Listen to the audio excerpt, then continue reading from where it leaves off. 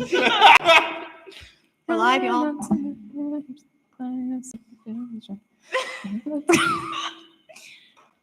I'm sorry. Serious hat. This is serious business. Yeah, very serious. We're a very serious organization. We're a It's very student serious government. organization. Student government is the most serious thing in the world. And there is nothing more serious. I mean, that coming from you is believable. So Mm-hmm. I don't think any of us have. So that being said, call this meeting to order at 11:03 a.m. Vice President. Here. Director of Internal Affairs, absent excused. Director of Legislative Affairs. present. Director of Finance. Here. Director of Student Technology. Here. Director of Outreach. Here. Cool. Approval of the agenda. Is there a motion to approve the agenda? I motion to. I second. Moved by Susan, seconded by Alicia. All those in favor say aye. Aye. Motion passed unanimously. Approval of the minutes. I motion to approve the minutes. Table the minutes. I second. Moved by Mariah, seconded by Moira. All those in favor say aye. Aye. Motion passed unanimously. Minutes have been tabled for next week's meeting. Yeah, good thing it wasn't a WSA meeting because we would have had a Yippee. 15-minute conversation. We got to about record how everything. she needed We don't to use the send that. microphones. Oh my God. Recording. Now is the time for public comment. Welcome and thank you to those of the members of the public who are present in this meeting today. This segment of the meeting provides the executive board an opportunity to hear new concerns and new perspectives on current issues related to the UW-Tacoma student body. The executive board will neither discuss nor debate topics raised in public comment. This is not because we don't value commenters' perspectives, but to ensure any related action is taken transparently before a duly notified public at a future meeting. However, directors may ask clarifying questions of those giving public comment or request to meet to gain further insight after the meeting. In addition, ASUWT is committed to fostering a constructive and respectful environment in these meetings. As such, we kindly ask that all remarks made during public comment reflect professionalism, respect, and come from a place of mutual understanding that we're all here to advocate on behalf of students. With that, I begin public forum, and if any members of the public would like to come forward to speak. Into the mic. Bryce. Well, don't, I mean, you don't have to. You don't have to. You also don't have to announce that. And just- If you have If anything you to wanna say, comment, then comment. you don't have to, though. Oh, I do. What is the current executive board's opinion on rather the incoming administration should accept the current admin's, the outgoing admin / current admin's assistance with hiring, or would it be better to defer that for later over the summer? In my opinion, it should happen as soon as possible. And if that means that some of us are, I'm not finished talking, Susan. Oh, okay. Oh. I think that we should be able to help just because she's my mic stand now. I think that we should be able to help the new administration coming in because basically last year, whenever we came into the position and we had to hire, it took way longer than we thought. So just based on our experience, I think that it would be smart for the new administration to let us help, period. I think also as someone who's part of both administrations, the current and incoming, like if there is any concerns about hiring and representation on the current board in the hiring process, like the incoming admin does have representatives that are part of the current admin. So there will be people involved in the process. But I can also speak from my experience from also the ledge side, like not being able to hire liaisons earlier than fall quarter definitely set us back. Some things to take into consideration too is advertisement over the summer, where you have a lot less student involvement. And so there are a lot less students that are aware of job postings and positions open. So I think from both current and future administration, I think it benefits very much for us to proceed with allowing the current admin to help. top of that, I think that it's important because we have had this whole year to kind of learn from our mistakes early on from hiring, and we can help kind of get you guys in a good position rather than you making the same mistakes that we made.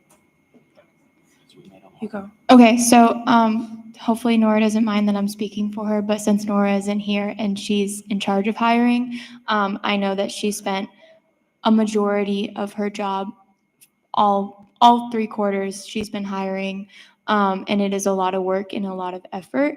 And so to start that as soon as possible, I know will help Maxwell a lot, and he won't have to feel the stress that Nora felt.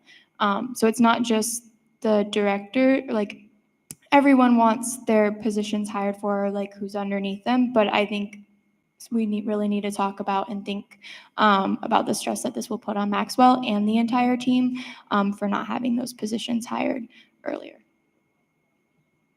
Since we're having a discussion about this in public forum, I think just so the people who are watching the recording are a little bit more aware, basically in the last basically in the last bylaw revision that ASUWT did, we approved a new title that is regarding post-election hiring processes. It's the last section in the bylaws, section 15. And basically what happens is after the incoming team is elected and they've accepted their positions, they are given effectively 2 options. One, they can collaborate with the outgoing administration on hiring.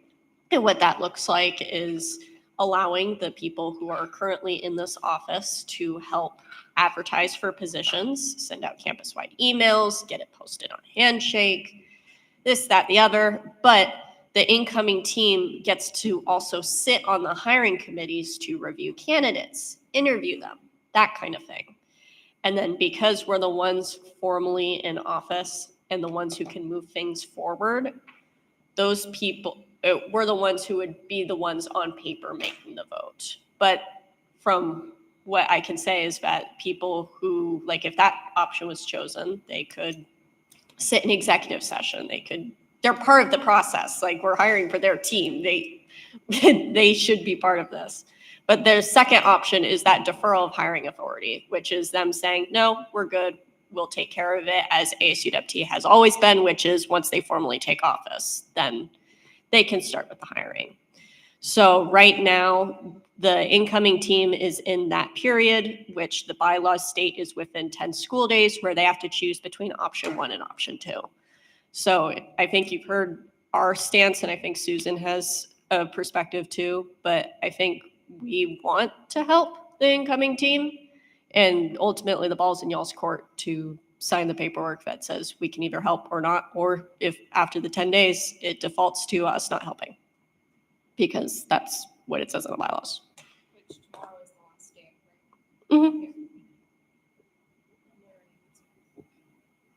Holly, correct me if I'm wrong, but are we technically like past, like we can't, hiring's not really going to happen because there's not that much left in the school year. So really our work would just be posting on Handshake and getting information out. So that's also something to add.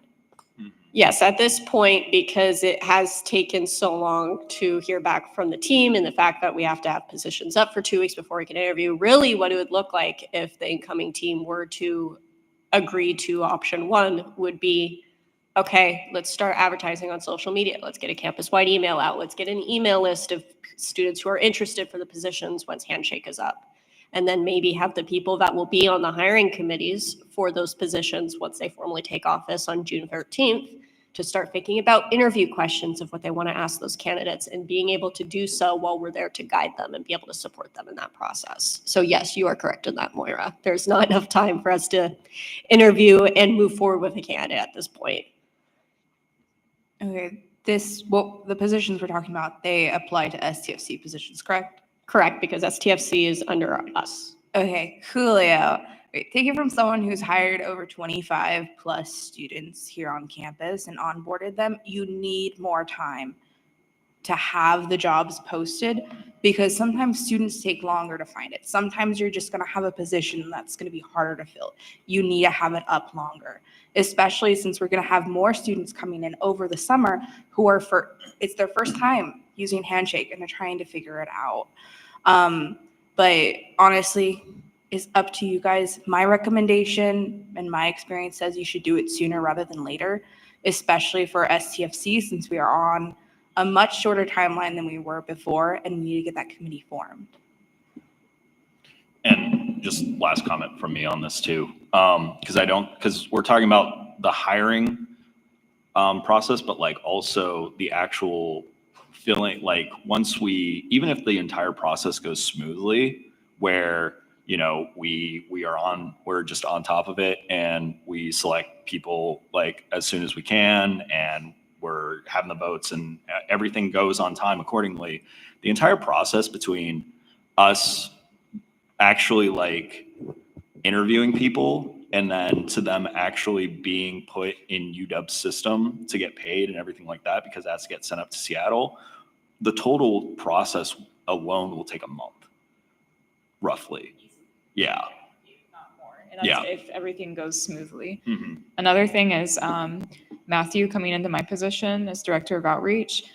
He's going to be very busy in the fall. So having that multimedia specialist available as soon as possible is crucial to planning things, especially with like the RSO committee, for example.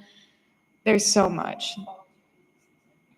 Fall is the busy season because we're focusing on getting our awareness of student government out to new students, and we're involved in like involvement fair, orientation, all these different events that happen during the fall. So for his position specifically, I do think that it needs to happen as soon as possible. Bless you.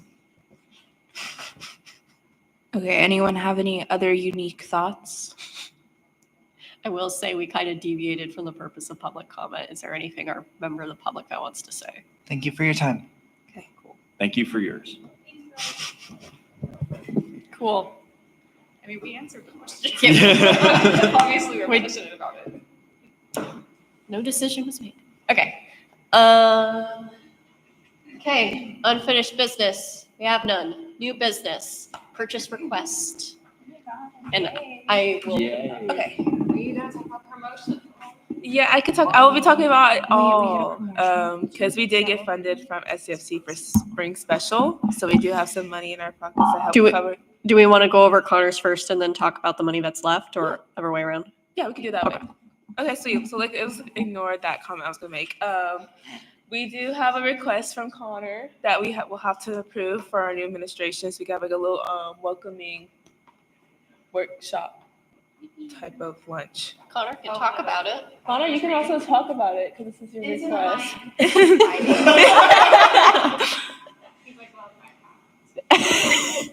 Connor is so done with us. I have to. Okay, so yeah, I'm actually just drafting an email about this. But every year we do a lunch for the incoming and outgoing administrations. I know that many of you will be connecting with your counterparts for next year. I will put on the record that that is up to them to meet with you because technically they're not being compensated for that. So this does serve as like an expectation that they do attend if they can, in order for you to have some time with them to share information. It'll be a little different this year, mostly just be a social networking time for you all, as you hopefully will get to transition documents and legacy documents in your meetings. But just it's also a time for student governments to kind of pass on information that have been helpful for you all, also for you to hear about the ideas, initiatives, objectives that the next year's team is looking to enhance. So it is proposed to have Chipotle as our food option, since it's a little heartier. It is proposed for during finals week, not the time that I put originally on the application. So it would serve as a good break, hopefully, for some people to come and enjoy food for a bit. And as it will be a little different from last year, it won't be as, there won't be a presentation and there won't be as much. It'll just be time for food and for connecting with your counterparts or just people you want to know more about. As you all know, you work closely with other positions, not just your job. Alicia. You said it's during finals week. What day specifically? I have to figure that out. So I'll be sending out Let Us Meet to everybody to determine the best time for people between 11 a.m. and 2 p.m. Monday through Thursday of that week, because Friday is commencement, and I don't think we want to do it on commencement. That would be dumb. No, thank you. So we would have as many of the students come as possible. Not everyone will be able to be there, but hopefully I can entice them to take a small study break to come eat food and connect about their positions.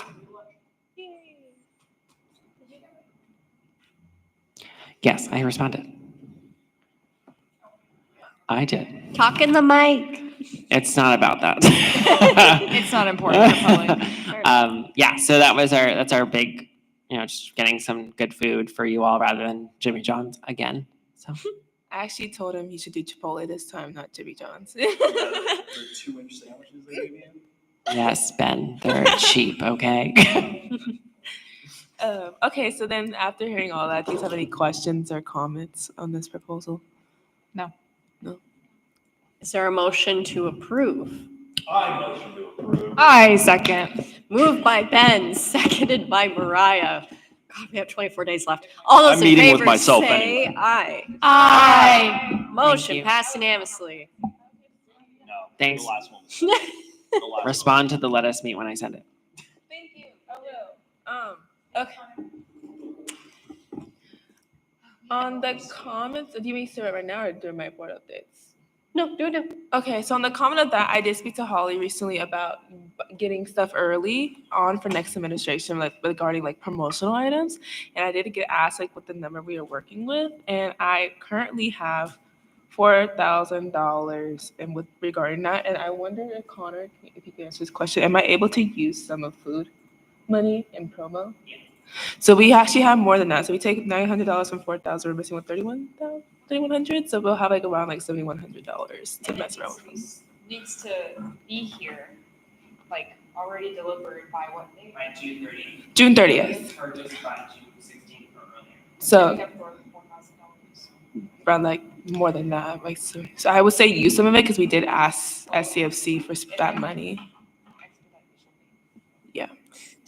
Do we know how much new uniforms cost? Because I know that's what Nora was talking about on Saturday. The sweatshirt. The crew necks. Oh, Ooh. I we think have some. did we order? Not in all sizes. Give them Husky ones. Give them Husky on the Hill ones still then. Not everyone wants to wear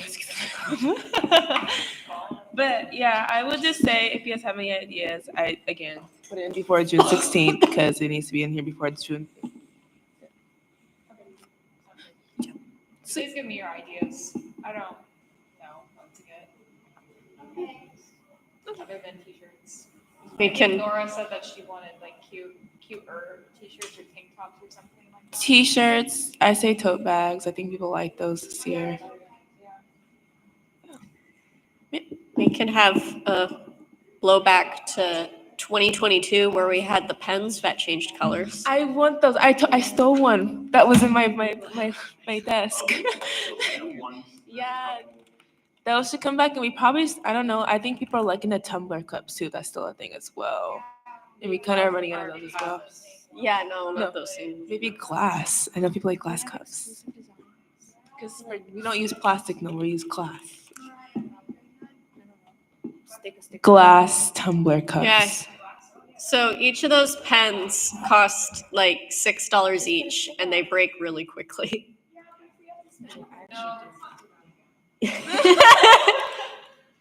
They're so cute though. I have one on my desk if you want to get a Yeah, look. even if we bought 5,000 of them, the cheapest they would get is $350.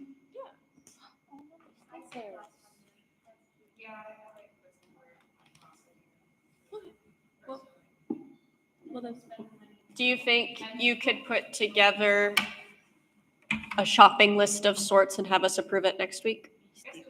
Yes, and if you ship me a Teams, I will respond and make sure it gets onto the. Who that you email Astacia, right? I'll send a document and share a document. Okay. Connor's raising his hand. What's up? Just remember, costs may be more expensive because most important things come from outside the country. So import taxes and things flat. Thank you. Thank you. About any but fees, shipping, all those fun things. Right, and keep in mind that we're probably gonna have to get expedited shipping too, because of this very tight window. If you approve, I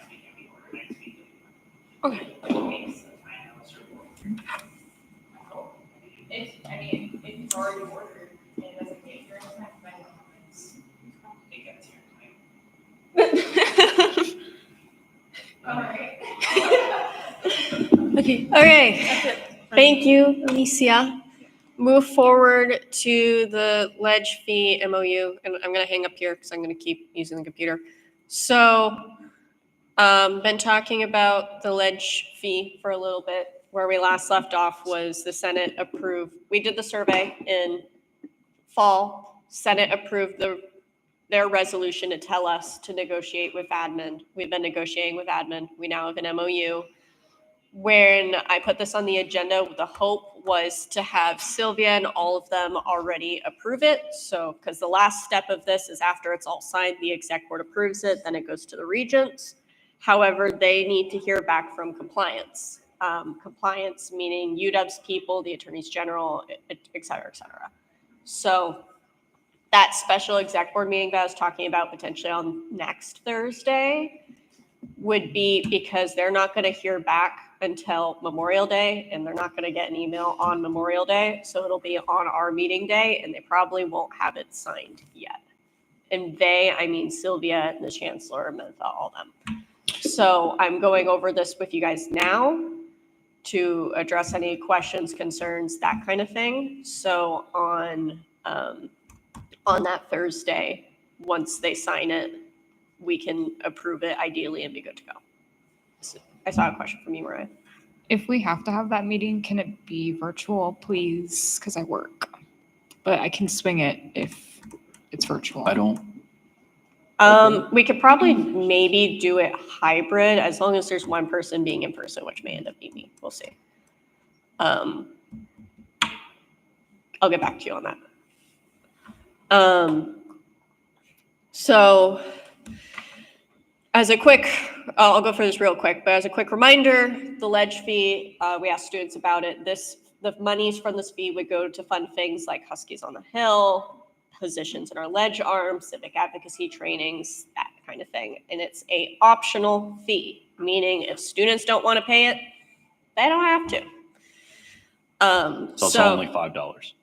Yeah, per student. less than a cup of coffee at this point. Well, yeah, right now with this economy, I don't know where you guys are getting $5. where are you not getting a $5 cup of coffee? So purpose of the fee. This fee is to support ASUWT-sponsored student-led advocacy efforts. It will fund student civic advocacy positions. So in the future, it could fund Ben's position. It could be funding the liaison's position, that kind of thing. Ideally, this won't be used to fund the DOLA position. Yeah. Hopefully this will just provide ledge with a little bit more flexibility with what we're working on. Yes. When I say fund your position, I mean like once the campus master plan has come to fruition and we have 10,000 plus students on this campus and they're all opting into the fee. In 2050. In 2050.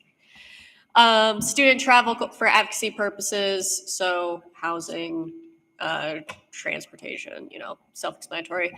Membership dues for lobbying or student advocacy organizations, so basically pay for our WSA membership due. Civic advocacy programming, educational promotional materials. Which we also have not had. Have we had a meeting since WSA? Since GA? No. Okay, so we should probably also talk about that WSA did vote to raise. Mention in your chair updates, I guess. Oh, okay, that's fine. Okay, It's already budgeted. Yeah, so. no, I know. It's just. Yeah. In relation to this. So governance and oversight. We need to have an oversight committee. So we have it with the president, vice president, director of legislative affairs, director of finance, and the speaker of Senate. We were gently told by our leadership that we needed to have more at-large students. So after talking with Ben, we have 3 at-large students with no affiliation for the organization appointed by the exec board to sit on that, which is fine. It gives students more say and insight. And if anything, it's a pipeline into students being more involved with our ledge efforts. We put the Services and Activities Fee Committee Chair as a non-voting ex officio member because just thinking ahead, It could be very easily seen once we get this fee passed that SAFC could say, well, we're not going to fund your ledge efforts to cut costs because you have your own revenue source. Well, if they sit on it ex officio, they know exactly how much money we actually have. And then required by UW's policy, an advisor from Student Affairs, which will hopefully be Connor, fingers crossed, and then a technical advisor from Finance and Admin. And then requirement that the committee needs to meet. The fee amount, it's $5 per academic quarter, should they opt into it. And any proposed fee increase will require approval from the committee and then majority support from students in a campus-wide survey. So correction, it's $15 to $20 a year. Hmm? I said correction, it's $15 to $20 a year, not just $5. If they pay for all years. Yeah. Student support for the fee, breakdown from the survey. Shocker, students want it. Fee logistics. The fee would be implemented this academic year. However, in order to monitor how many students are opting in, because this is not a mandatory fee, we can't just times $5 times 3 times our student population. It's very much subject to if students want to enroll or not. So in order to monitor this, ASUWT may not use more than 20% of the funds collected annually through the fee until fall 2027. So this gives ASUWT 2 to 3 years to be able to determine how many students are actually opting into the fee so they can better budget. Representation on the enrollment page. So when you guys sign up for classes, there's the, I want to be an ASUWT member. This is how students opt into the fee is going to be through that same page. So what this says is basically we have control of what that says. And you can read that, support student ledge efforts, and has a link to our website. Population, all students enrolled, amendments. It needs to be amended through ASUWT and UW admin, the Student Legislative Fee Oversight Committee. Any proposed changes must go through them, and it's formally approved by the exec board. So exec board has final say either way. And then termination conditions basically just says that the Ledge Fee Oversight Committee can pull out, or the sponsoring admin, which is finance administration, can pull out, which this is required per UW's policies. We can't get around this. And then after that, signatures. Questions? I might have missed this. Who is managing this budget by chance after my position? Yeah, Okay. it'll be under your position. So technically, it's going to be this committee. Okay. But how I kind of think about it and how I'll put it in my legacy document and make sure it's in Ben's too is this committee meets, they figure out how much projected revenue they're going to have. And with the 20%, they're probably only going to use that 20%. But after fall 2027, they'll decide how much do we want to keep in our reserves and how much do we want to spend this year. So it's gonna be SCFC next Yeah, year. pretty Okay, much. okay. Sylvia was trying to tell me that we should have like a formalized proposal process, but the only one who's doing proposals is ASUWT because it's ASUWT's money. Yeah. So I don't think it needs to be that complicated, but that can also be a conversation of our successors for years down the line to have. Okay. I think somebody from outreach should be on that list as well for the committee. Yeah. Because if it's paying for promotional activities that's legislative related, maybe it's the community development person that you're gonna The hire. campus organizer. Yeah, the campus organizer. So, but whether it's that person or director of outreach, I think they should be on that list. Mhm. Yeah, I actually agree with that because since a lot of the advertising materials and other stuff, it was like Huskies on the Hill was a more Yeah. collaborative outreach Yeah. and ledge effort. So I think I think director of outreach more so than community organizer, just so that it's an actual director, Yes, not a hired yes. staff person. Yeah, because So, the hired staff could get cut, but the director of outreach wouldn't. Yeah. Right. Thinking about that, I do, because it comes to the exec board anyway. I'm wondering if there's a position that's removed from the advisory committee. Because if just that, thinking out loud, if just the director of outreach was added, you effectively have half, if not more than half of the exec board on the oversight committee. Yeah. I don't, does VP need to be on that list? Does VP need to be on that list, Moira? I wonder, because like you have president and VP, so I wonder Yeah. if like both need to be on that list. But everybody else seems pretty essential. I don't know. Yeah. No, I think we should, between president and vice president, I think we should maybe talk, Yeah, have a discussion. yeah, I think we can have a broader Because discussion. I don't think we do need both of them on there. Mm-hmm. So, I just want to know Yeah. like what the purpose would be to have both. Like if they both had separate responsibilities for the community, Yeah. then that makes sense. But I feel like I still stand with what I said originally, like director of outreach or community development. I think trying to be mindful of time too. Let's talk more about it. I You think table it, yeah. regardless, if we added another exec board person on there, it would make the committee a little bit too big, and we'd probably need to throw another at-large student person on there, and that would be time that would need to be spent searching for that student. So it would probably have to be a slot in or slot out. yeah, I think just having a further discussion on Yeah, Okay. the directors that we actually have on there. And yeah. Does anybody else have comments before I table it?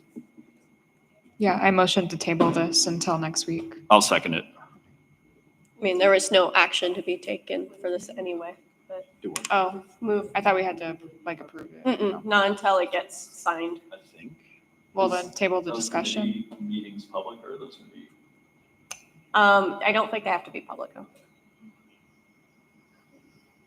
But there's a motion and there is a second. So all those in favor? Aye. Aye. Okay. Motion passed. This is on next week's meeting agenda to keep discussing. Okay. Universal Access Committee, you need the bylaws? Okay. Here you go. Can you forward me whatever email you want? I Hold on. already did forward you the bylaws. Here. Okay, I will search. No, I can do it. I can do it. I know. I might be The lying proposals? Is it this one? to you. No, I might be lying to you. What about this? This one? I don't know. This? Yes, that is correct. Oh gosh, why do I have this? Right, here's the mic. So Susan, if you could give us Sam, the you're in the whole room. rundown on what exactly the Uniform Access Committee is, because I have a feeling none of us really know. I know. Are you but- watching? I said Susan. You said Suzanne. It's okay.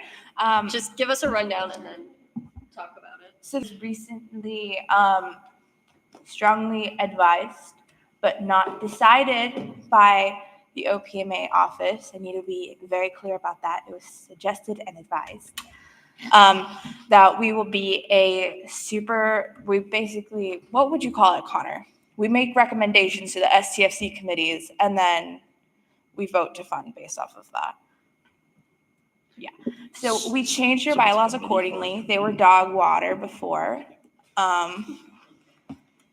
Everyone can agree. And so we're going to be looking at the Uniform Access Committee bylaws right now, and you all Nice have logo. to approve for us to have them ratified. I have a quick question. Yes. So this is a committee for a committee. Yeah, because these proposals that we're looking at, they are for all of the campuses. So the tri-campuses, just So can you explain just very briefly, like, what the purpose of the Universal Access Committee is? it's so all students on all campuses have access to the same stuff like LinkedIn Learning. Yeah, That makes sense. And monies from STF go to? the money is from STF and it goes to the amount we pay for. Yeah. So we made changes. Article 1 was not changed at all. Yippee. Article 2, organization. In number 1A, we emphasize that there will be a graduate representative because that was not explicitly stated before. And the rest of that is the same. Number 2, we designated STFC, the Seattle chair or their designee shall be responsible for the initiation of the UAC committee. If the Seattle chair does not initiate the first meeting by December 1st, the UAC representatives from Bothell and Tacoma are empowered to begin the UAC process. This does not mean Seattle is always the chair of the UAC committee. This just means they're the ones who are initiating the meetings if the person who is in charge of being the chair for UAC is not there and isn't responding to people. Any questions so far? Okay. The UAC chair will rotate between Bothell, Seattle, and Tacoma. Seattle, when it's their turn, they can fight over which representative gets to have it. We designated what quorum will be, at least one voting person from each campus is needed to have an actual vote. UAC chair or their designee shall be responsible for the maintenance of the minutes. So UW Seattle doesn't have to do everything. But UW Seattle will be responsible for establishing and maintaining the UAC application portal. So all applications will go through UW Seattle's portal. And they shall be responsible for the execution of the UAC grants. I believe it said this explicitly in the last one, but we weren't entirely sure. Appointing people as proxy. We are not required to be OPMA compliant, but we wanted to make sure that our meetings are still available to the UW community. And then we changed from some sort of parliamentary procedure to Robert's Rules of Order. Any questions about Article 2? No. No. Okay. Article 3, we emphasize that the cost of providing technology to all 3 campuses will be divided up based off of student population for each campus. That was the only thing we changed on there. And then Article 4, we did not change anything on that. And then Article 5 is where we get into the funding obligations. Sorry. Proposals can only pass unanimously. That's so no campus is stuck in a contract that they can't pay for and then lose their voting privileges until reinstated. We'll get to that part later on.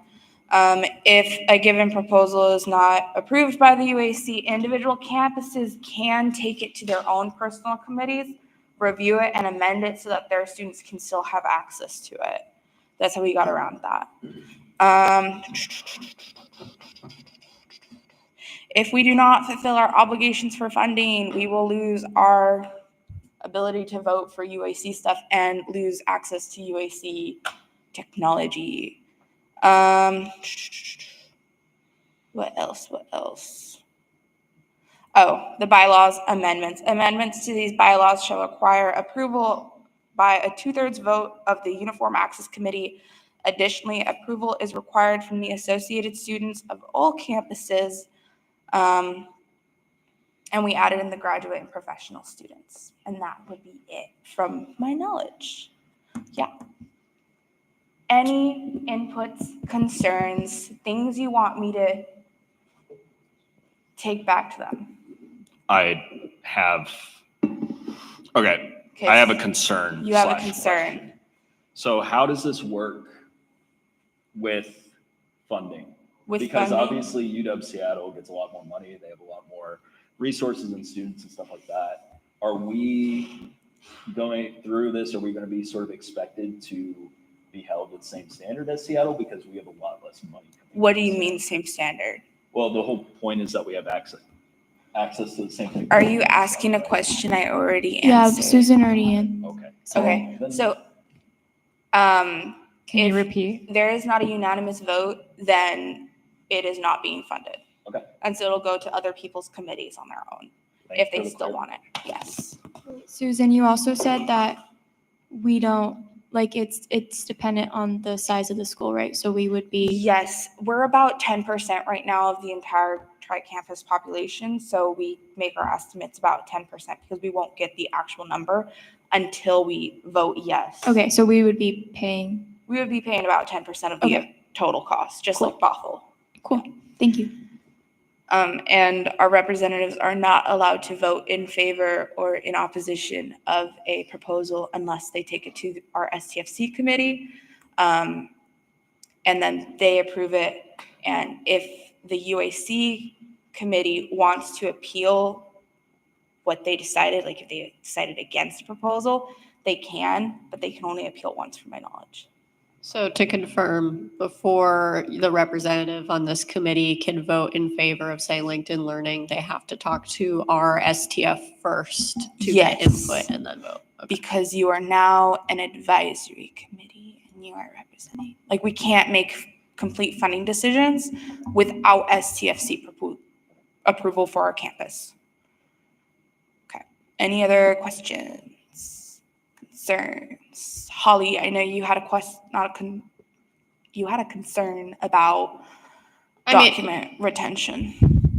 Yes, in terms of there should be something in there that if Seattle is going to be the main one controlling this process, that there needs to be some sort of language in there that ensures in the bylaws that Bothell and Tacoma get same access and rights. Okay.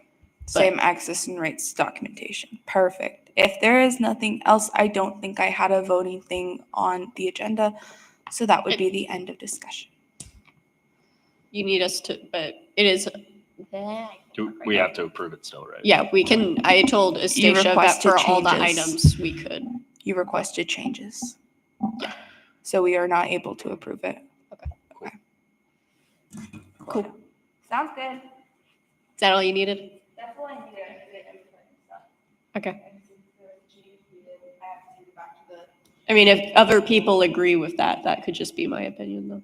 I also agree. That was a concern raised by multiple campuses. No, you're good. I also agree with the sentiment, Holly. There was multiple concerns raised about that during our committee meetings, but it just never got in there. So we will be. Okay. Cool. Do you need it on next week's agenda? I will get back to you. Okay. Thank you. Let me know because I need to know, or Estacia needs to know by Thursday. Okay. Okay. This is what we get for not meeting in a little bit at all. We get a very busy meeting. Okay, director updates.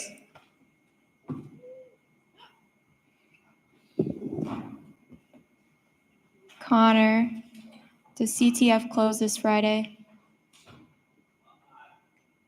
Yeah, that's what I thought. Okay, so CCE updates. CTF closes this Friday. So you have until the 23rd at 11:59 to do any CTF requests. And then CCE will be closed until August 1st. So, yeah, CCE will be closed after the 23rd. We will be, if you submit by the 23rd by 11:59, we will be reviewing on the following Friday, which is the 30th. So just so everyone knows that if you are applying, but that's just CCE updates, and that's my only update. Someone else can go now.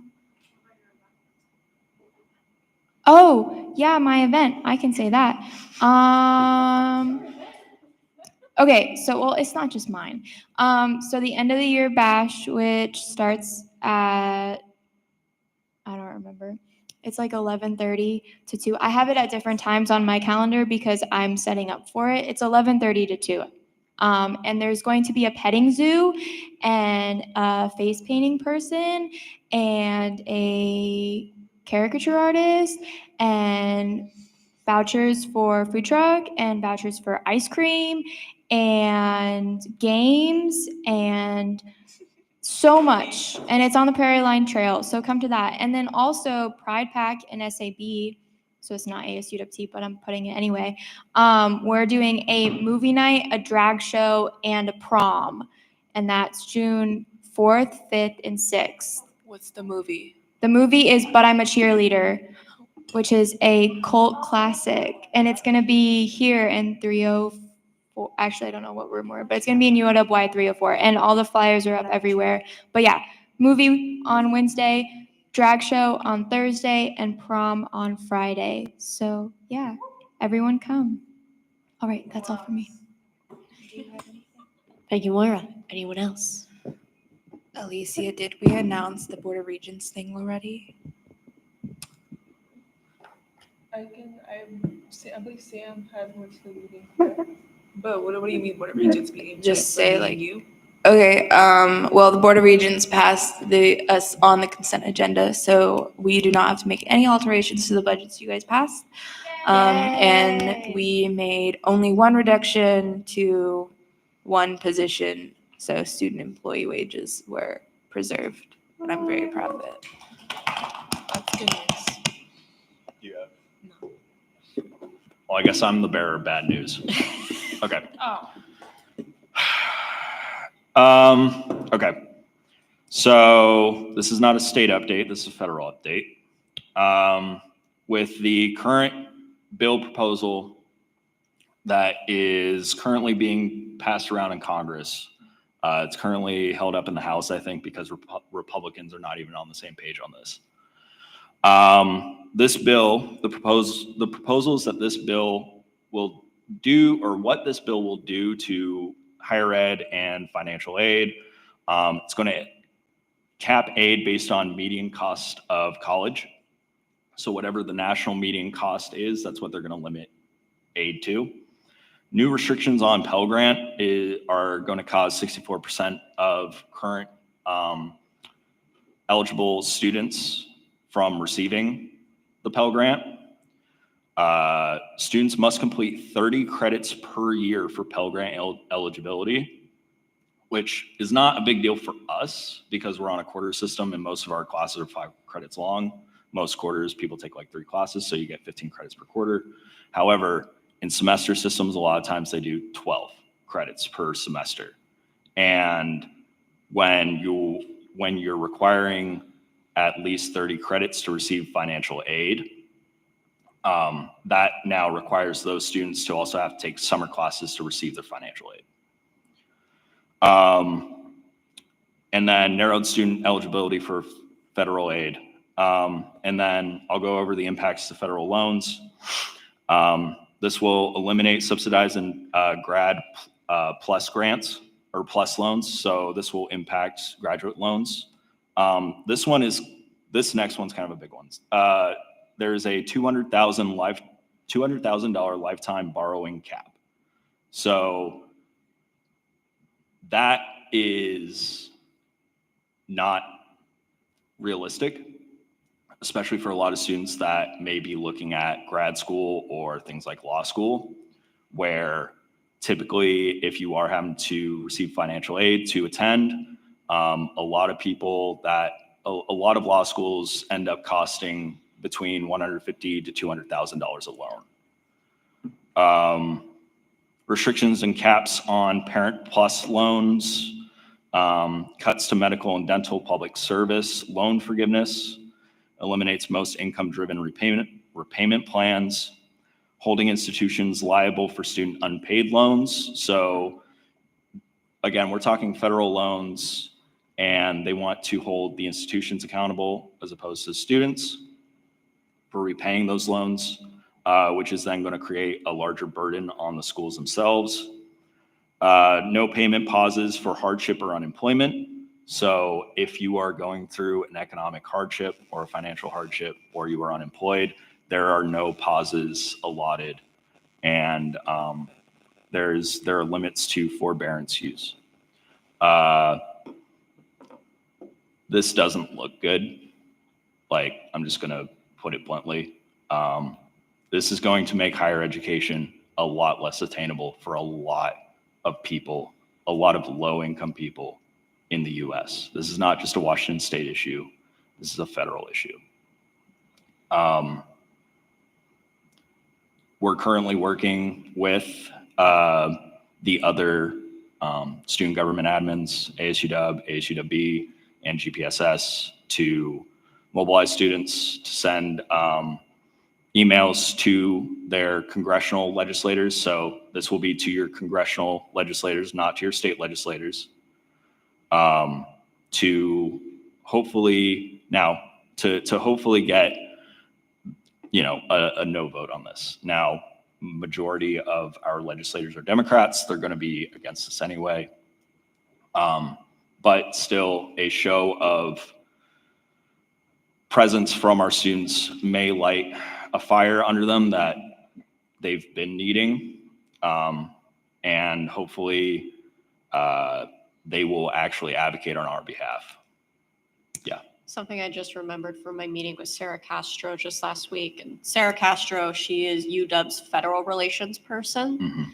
She was saying that once we do get our email out with the system that's similar to the bus that we used to mobilize students to email their lawmakers about the Washington College Grant, when you enter your address, put in your home address, especially if you're an out-of-state student, because odds are that your home address could be in the district Right. of a Republican lawmaker Right. who could have more sway on this bill than the Democrats, because the Democrats do not have a voting majority Yeah. right now. So if you're, I mean, I don't think we have a lot of out-of-state students at UW-Tacoma, but if you are an out-of-state student, Or you know contact people. the whatever lawmaker from your congressional district of your home of record, for sure.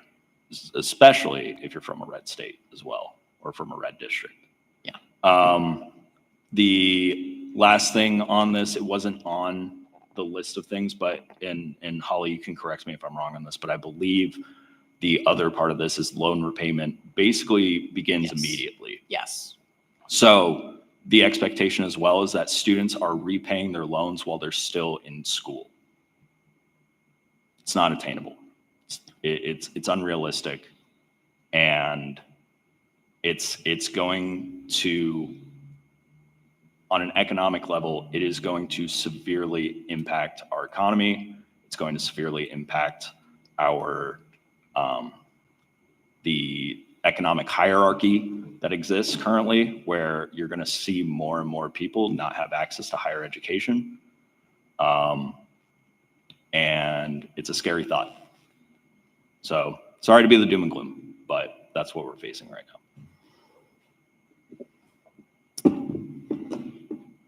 Advisor updates, if no other director updates. Connor saying yikes. Okay, cool. Thanks, Ben, for keeping us informed on that. Just remember, as an overall thing, your voice has power, even though there are a lot of things up against it. This, Ben, while his role right now is to know this information, everyone should be doing this research. So find your source of your time set aside to stay current on what's happening in the world and in our country. Lack of knowledge is not an excuse for what happens in our world, so make sure we can figure that out. And I know that it's hard, so just set time aside for it. Don't doom spiral like I do. The quarter is wrapping up. There are events next week, as we were commented on and was put out there. The Office Center for Student Involvement will be closed on Monday in observance of Memorial Day, so don't come to the office. As a campus note, the Chancellor announced 2 weeks ago that we will be doing energy saving hours again in the summer, so that means in-person services will be on Fridays from 9 or 8 in the morning to 12 in most offices, and then office resources will be after that virtual. This year, due to funding, we will be also following that model. The Center for Student Involvement will close at 12 on Fridays, beginning on June 20th through September 1st. So just bear that in mind if you're around in the summer. And as you all just heard, we'll be doing a luncheon with the outgoing and incoming administrations over Chipotle. And thank you for the approval. That will be put together, and the link has gone out. So please complete that before Tuesday of next week so I can figure out the best time that works for everyone. Yeah, that's about it. Thanks all. Chair updates. I was going to talk about what meetings were going to look like for the rest of the year. That kind of got brought up with public comment earlier, but in terms of meetings, it's pretty light. We have the ledge fee. We'll have someone from Title IX coming for our June 3rd meeting. And then if anything else comes up, it would be hiring related, but as we discussed earlier, timing wise, it probably won't happen. But we're 24 days out. We're almost done. Counting them down. Counting them down. Is there a motion to I adjourn? motion to adjourn the meeting. I second. Moved by Susan, seconded by Moira. All those in favor say aye. Aye. Motion passed unanimously. Goodbye.